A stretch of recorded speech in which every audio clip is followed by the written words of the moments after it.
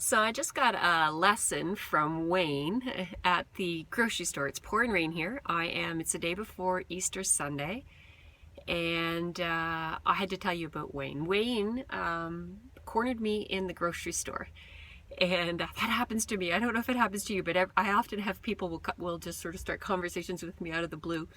And Wayne was in a wheelchair and an overweight man, maybe in his 70s. And he points down to this giant pork roast and says, "I'm cooking for 18 tomorrow."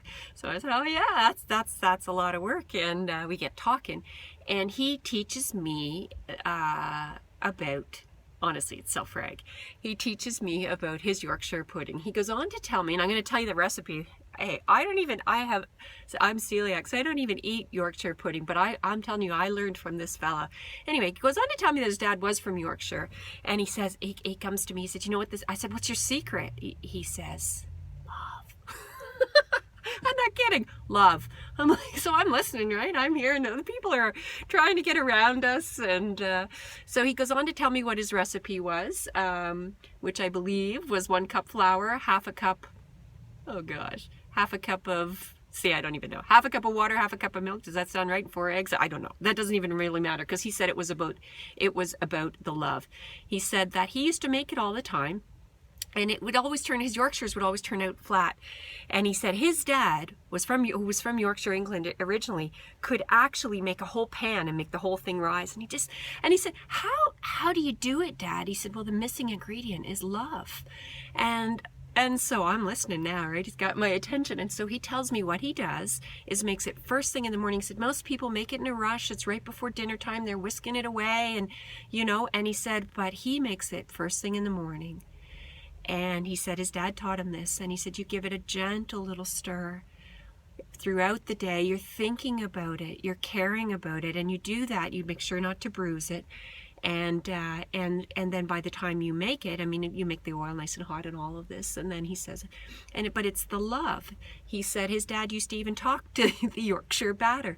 But he said the real key was, he says it's about the room temperature that comes from the day, but it's about the attention and the love. And then he goes on to tell me about his father's rose garden. And he said it was the same thing. He'd be out talking to her roses, and he does the same. And it's this real caring thing. And so it was very touching, of course. But at the end of this, I don't know, 7 or 8 minute chat, he says to me, I got to live this way, because he says, I've got terminal cancer. I'm like, what? Oh, you've got terminal? Yeah. He said, yeah, the doctors tell me I probably won't even be here next Easter, but he says, what can I do, right? He says, I do go and do the things they say, and then I live my life with love. He says, so I'm Wayne. Are you going to be here next week?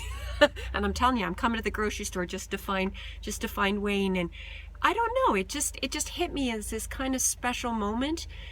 Here's this man, terminal cancer, and he didn't start with that.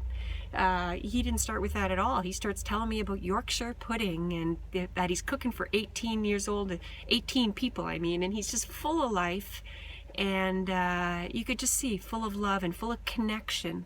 That's what sort of left me, thinking about this man who, strikes up a conversation with a stranger in a grocery store, but then it's relations with everything. He talks about, the relation, and he kept saying, you probably think this is weird and strange, and of course I don't. I really believe in it, and there's science behind that. I know there's science with, the plants and how you talk to them and these sorts of things, but there you go, Yorkshire pudding, and happy Easter, everyone.